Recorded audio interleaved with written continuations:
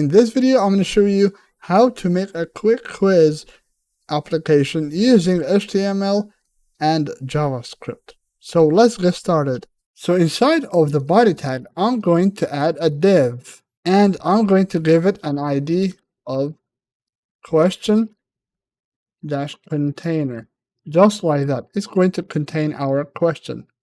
Now, right below it, what we are going to do is we are going to add an input. So I'm going to say input type text and ID equals to answer. So this will be the answer.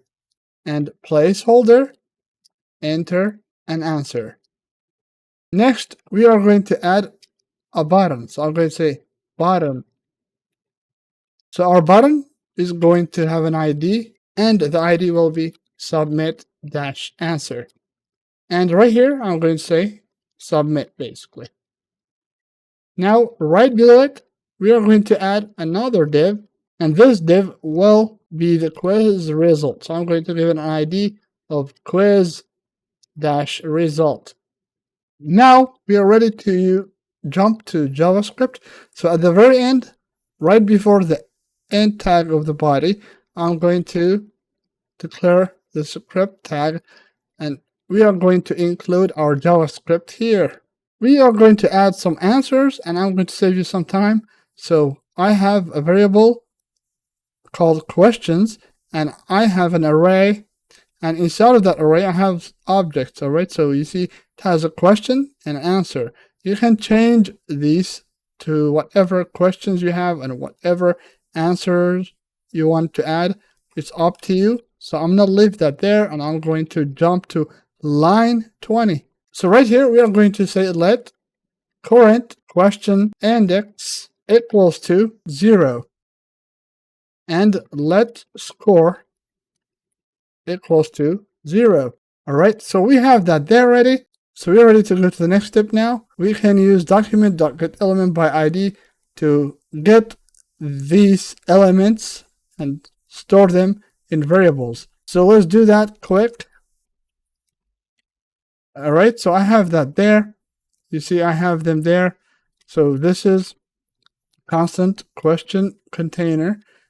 I'm using document.getElementById, and I'm adding that ID name. So you see it matches. Make sure that they match. I have the answer input, and they are all stored inside of different variables. So now we are going to the next step, which is making a function. So we will make a function, all right, that will display the question. So function display, so display question. All right, so display question, just like that, and open two curly braces. Inside of this function, what we are going to do is we are going to add an if statement and open two parentheses and open two curly braces. So we have an if statement there. If current question index is less than questions length. All right, so if it's less than this questions length, we are going to do something here inside of curly braces. So if it's true, we are going to questions.inner text. All right, so we will change the inner text of that question container to questions, and we are going to add the current question index. All right, and we'll say show the question. So that's basically it about that. And then we are going to say user input. We are going to say now right below it, we are going to say answer input dot value equals to none. So this will set the answer input to none. All right, now we are going to the else statement. So we are going to say else and open two curly braces.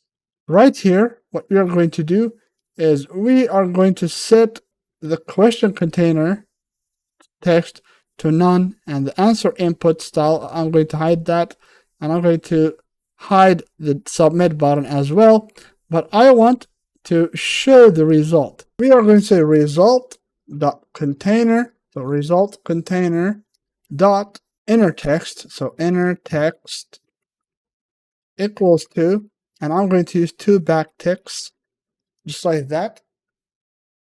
And inside of the backticks, I can say you have and add $sign and two curly braces.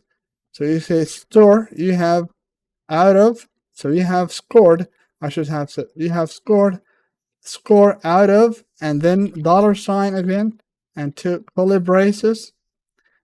Inside of the curly braces, what I'm going to do is I'm going to say questions dot length. All right, so now that's ready. We are ready to go outside of this and just go on line 41. Actually, we are going to use the submit button. Now right here, we're going to use that submit button, and we're going to add event listener. All right, so whenever I go to the add event listener, I want something to happen. So whenever I click on that button, I want a function to run. So what function I'm going to run? I'm going to run quiz function, all right? So run quiz. So this is the name of the function. We don't have this function yet, but we'll make it now. We are going to declare that function. So function run quiz, open two parentheses and two curly braces. Now we are going to say constant, so constant user, so user answer equals to, so user answer equals to the answer input dot trim. We are going to trim it. So dot trim, we are going to trim that. Now right below it, we are going to make an if statement. So we are going to say if, and then we are going to say user answer, if user answer, but before we check it, I want to set it to lowercase. So I'm going to say dot to lowercase, just like that. And then I'm going to say equal, three equal signs. I'm going to say questions and add the current question index. Then dot answer, and then we are going to say dot to lowercase again. And don't forget the parentheses. So we are going to set that to lowercase, and we are going to open our curly braces. All right, so if this is true, what's going to happen is we are going to say score plus plus. So we'll increase the score. So far, so good. Outside of this if statement, we are going to say current question index plus plus, and we are going to say display question. So display question. All right. So display question, just like that. And I'm going to add a semicolon there and the one here as well.